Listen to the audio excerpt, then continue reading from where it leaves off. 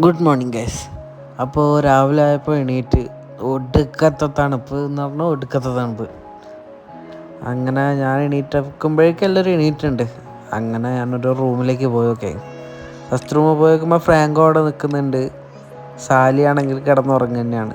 Sally എണീറ്റുണ്ട്, പക്ഷേ കിടപ്പം തന്നെ. ശ്യാമ എണീറ്റില്ല, ശ്യാമ നല്ല ഉറക്കമാണ്. ചാത്തനാണെങ്കിൽ ബ്രഷ് എടുക്കാത്തതുകൊണ്ട് KP നമ്പൂതിരീസിൻ്റെ പൊടി വാങ്ങി പല്ല് ഒളിപ്പിക്കുന്നു. സവാദും നിതിനും പല്ലിയൊക്കെയാണ് രാവിലെ തന്നെ. എല്ലാവർക്കും ഭയങ്കര മടിയാണ്, വെള്ളം തൊടാൻ നല്ല തണുപ്പായുണ്ട്.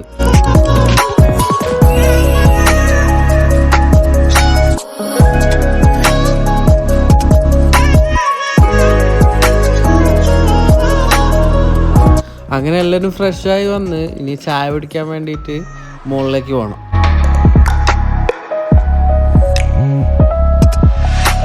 അതിൻ്റെ ഇടയ്ക്ക് ശ്യാമിന് ചൈനയിൽ നിന്ന് കോള് വന്ന്, അങ്ങനെ ശ്യാമ അതും കൊണ്ട് കോൾ ചെയ്യാൻ പോയി.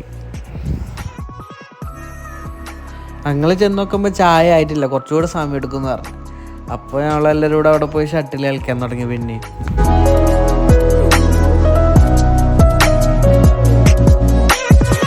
ചായ റെഡിയായി അവിടെ പോയി ഇരുന്ന് അപ്പോഴേക്കും അവരുടെ സാധനമൊക്കെ അവിടെ കൊണ്ടുവച്ച് കഴിക്കാനായിട്ട് ഇഡ്ഡലിയും പൊറോട്ടയും പിന്നെ സാമ്പാർ, കടലക്കറി, ചട്നി.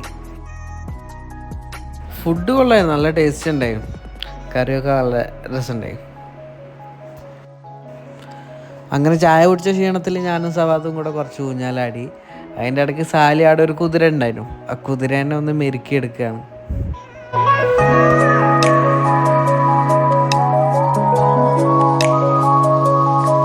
ഇവിടെ 2 മണ്ടന്മാർ ഉല്ലക്കം ചുറ്റിക്കൊണ്ടിരിക്കുകയാണ്. ഇവിടെ കുറേ കളിക്കുന്ന സാധനമൊക്കെ ഉണ്ട് പിള്ളേർക്ക്. അങ്ങനെ നമ്മൾ അതിലൊക്കെ കയറി കളിക്കുകയാണ്. അതിൻ്റെ ഇടയ്ക്ക് സാലി അതിനെ റെഡിയാക്കി. അങ്ങനെ അതിൻ്റെ പുറത്തിരുന്ന് കുറേ ഓടിച്ച് കളിക്കുന്നുണ്ടായിരുന്നു.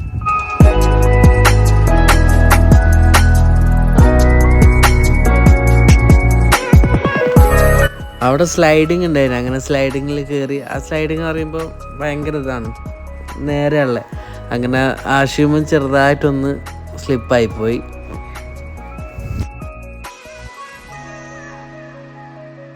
ചാത്തനൊന്നും പറ്റിയില്ല, ചാത്ത സേഫായി ലാൻഡ് ചെയ്ത്.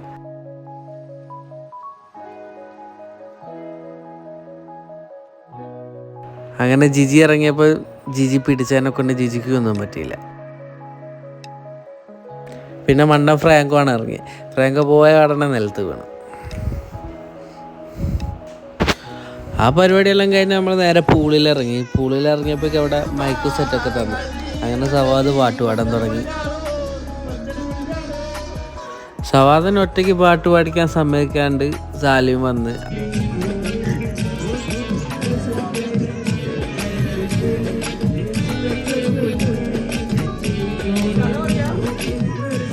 പിന്നെ നമ്മളെല്ലാവരും പാട്ട് പാടി. അങ്ങനെ സാലി പൂളിലിറങ്ങി പാട്ട് കേട്ട് സാലിയും കയറി വന്ന്.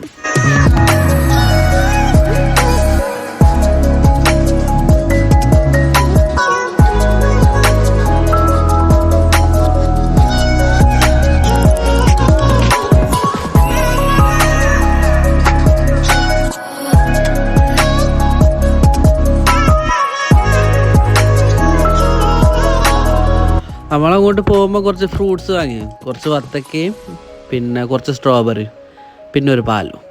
അങ്ങനെ ജ്യൂസ് അടിക്കാൻ വേണ്ടി ഫ്രാങ്കോ റെഡിയായി. എല്ലാവരുടെ ഫ്രൂട്ട്സൊക്കെ കട്ട് ചെയ്ത് ജ്യൂസ് അടിച്ച ജ്യൂസ് അരിക്കുന്നത് ചാത്തനും ആശുവും കൂടെ.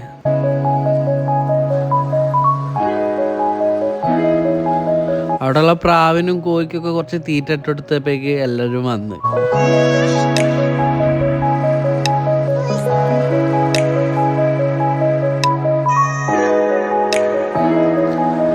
അവിടെ നിന്ന് ഒറ്റയ്ക്ക് പാട്ട് പാടുന്നതാണ് ഈ റിസോർട്ടിൻ്റെ ഓണർ. പേര് മറന്നുപോയി. പുള്ളി ഒരു പാവം മനുഷ്യനാണ്, നല്ല കമ്പനിയാണ്. അങ്ങനെ അവിടെ നിന്ന് ഇറങ്ങാനായപ്പം ബാഗും സാധനങ്ങളൊക്കെ പാക്ക് ചെയ്ത് വണ്ടിയിലിട്ട് എല്ലാവരും അവിടെ നിന്ന് ഫോട്ടോ എടുക്കുക. നല്ല രസമുണ്ടായി സീനറി. കുറേ മുളകളാണ് ഫുള്ളും. അങ്ങനെ അവിടെ നിന്ന് കുറേ ഫോട്ടോ ഒക്കെ എടുത്ത്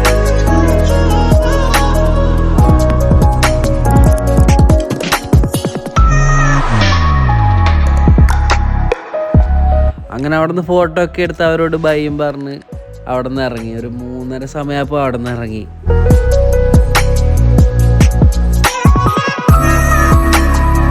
അവിടെ നിന്ന് നേരെ മുത്തങ്ങായി ഗുണ്ടൽപേട്ട് പോകാനായും പ്ലാന്. പക്ഷേ നിതിൻ്റെ അഭിപ്രായ പ്രകാരം നമ്മളത് മാറ്റി നേരെ പുൽപ്പള്ളിക്ക് വിട്ട്.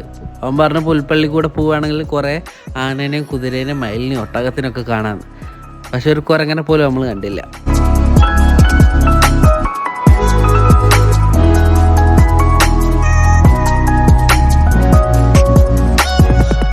അതിൻ്റെ ഇടയ്ക്ക് ഫ്രാങ്കോനെ മൂത്രം ഒഴിക്കാൻ മുട്ടിയിട്ട് വണ്ടി സൈഡാക്കി റോഡിൻ്റെ സൈഡിൽ ഫ്രാങ്കോ മൂത്രം ഒഴിച്ചിട്ടുണ്ട്.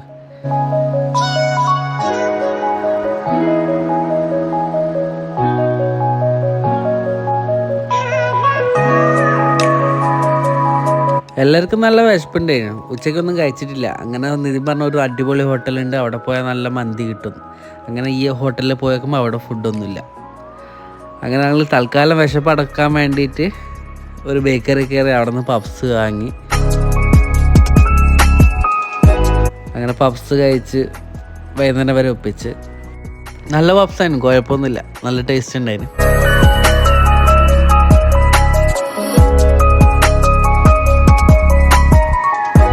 അങ്ങനെ അവിടെ നിന്ന് പപ്സും കഴിച്ച് നേരെ തിരിച്ച്. ഒരു പപ്സ് കഴിക്കാനായിട്ട് ഞങ്ങളൊരു 10-40 കിലോമീറ്റർ വന്നു. അത് നിതിൻ്റെ അഭിപ്രായ പ്രകാരം. അങ്ങനെ അവിടെ നിന്ന് തിരിച്ച് പുൽപ്പള്ളി കൂടെ തന്നെ നേരെ വയനാട് ചുരത്തിലേക്ക് വിട്ടു.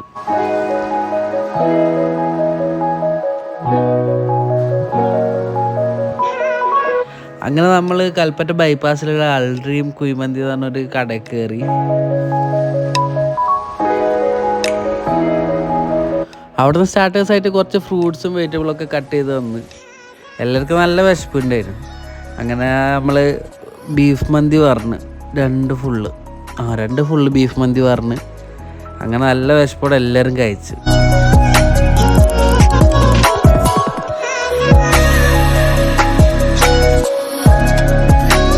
അങ്ങനെ ഫുഡെല്ലാം കഴിച്ച് എല്ലാവരെയും വയറൊക്കെ നിറഞ്ഞ് ഫുള്ള് കാലിയാക്കി കൊടുത്തിട്ടുണ്ട്.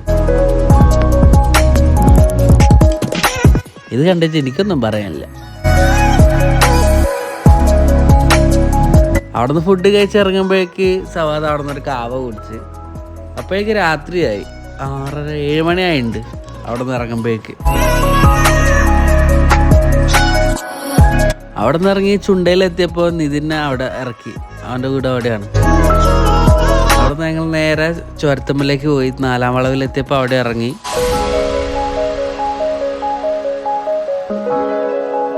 അവിടെ നമ്മളൊരു കട്ടനും കാടമുട്ടയും സ്ഥിരം സാധനം തന്നെ. അങ്ങനെ അതും അടിച്ച് കുറച്ച് നേരം അവിടെ ഇരുന്ന്. അങ്ങനെ ചായയൊക്കെ കുടിച്ച് അവിടെ നിന്ന് ഇറങ്ങി. സാലീൻ്റെ വണ്ടി അത്തോളി സൈഡിലേക്കും എൻ്റെ വണ്ടി ഉള്ളിയേരി സൈഡിലേക്കാണ്. അപ്പോൾ ആൾക്കാർ അങ്ങോട്ടും ഇങ്ങോട്ടും മാറി കയറി. അങ്ങനെ അവർ പോയി.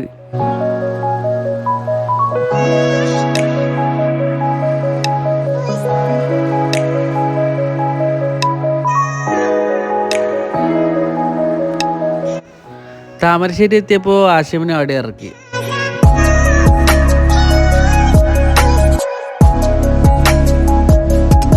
അവിടെ നിന്ന് നേരെ ബാലുശ്ശേരി പോയി. ബാലുശ്ശേരിയാണ് ജിജീൻ്റെ വീട്. അതുകൊണ്ട് ജിജീനെ ബാലുശ്ശേരി ഇറക്കി വിട്ട്. അവിടെ നിന്ന് നേരെ നടുവണ്ണൂരേക്ക് പോയി. ചാത്തൻ്റെ വീട് നടുവണ്ണൂരാണ്. അതുകൊണ്ട് ചാത്തനെയും നടുവണ്ണൂർ ഇറക്കി വിട്ട്. അങ്ങനെ ഞാൻ നേരെ എൻ്റെ വീട്ടിലേക്ക് പോവുകയാണ്.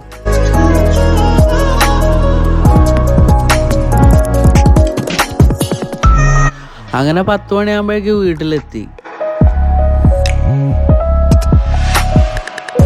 അപ്പോൾ വയനാട് പോയ വീഡിയോ ഇത്രയേ ഉള്ളൂ. വീഡിയോ ഇഷ്ടപ്പെട്ടാൽ ലൈക്ക് ചെയ്യുക, ഷെയർ ചെയ്യുക, സബ്സ്ക്രൈബ് ചെയ്യുക. അപ്പോൾ ഓക്കെ, ബൈ.